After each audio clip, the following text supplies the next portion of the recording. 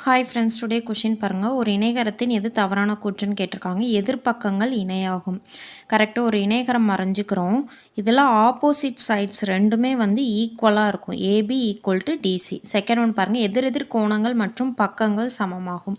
Correct. எதிரெதிர் கோணங்கள்லாம் இந்த கோணம் இந்த கோணம் இது ரெண்டுமே வந்து சமமாக இருக்கும். அதாவது கோணம் டிஏபி கோணம் டிசிபி இது ரெண்டுமே வந்து சமமாக இருக்கும்.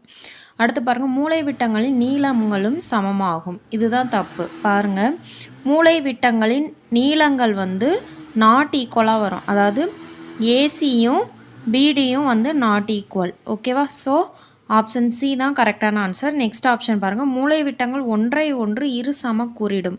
அதாவது என்ன அப்படின்னா, இந்த மூலைவிட்டமும் இந்த மூலைவிட்டங்களும் ரெண்டையும் சமமாக வந்து பிரிக்கும் அப்படின்னு சொல்லியிருக்காங்க. அதுவும் கரெக்டு தான்.